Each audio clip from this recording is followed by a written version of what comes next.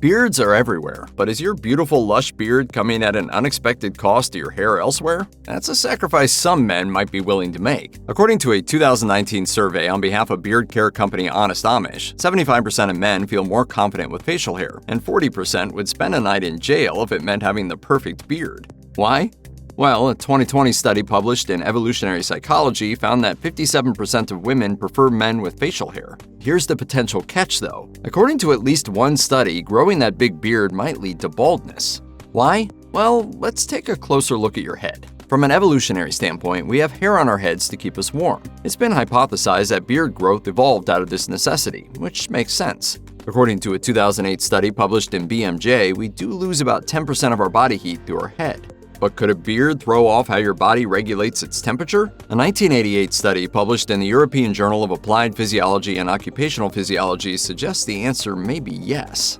First, the scientists discovered that during what they called light hypothermia, in other words, when you're too hot, sweat evaporated from a bald head 2 to 3 times quicker than a hairy head. Makes sense, right?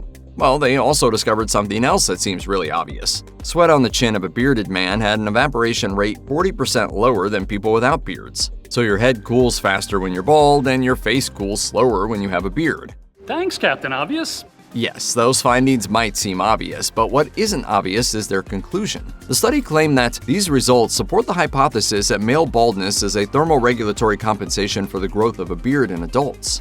In other words, the study claims that if your beard is keeping your head too warm, you might go bald in order to cool off. If you think this sounds more like correlation than causation, you're not alone. Luckily, if you're looking for some more rigorous scientific research, these days lots of other factors have been studied that help determine whether or not you're likely to go bald. The main one is age. If you're a man and you live long enough, chances are you're going to go bald. And though this may come as a surprise to many people, the same is actually true for some women as well. According to Endotext, 30 to 50% of men will experience varying degrees of hair loss by the age of 50, while a 2023 study published in the International Journal of Trichology found that by age 65, 53% of men and 37% of women will have started balding. Ultimately, 80% of men go bald during their lifetime. And when it comes to hair loss, genetics account for 80% of it, according to a 2017 study published in PLOS Genetics. Other contributing factors of hair loss can be linked to hormonal changes or medical conditions, as well as side effects to certain medications or radiation therapy.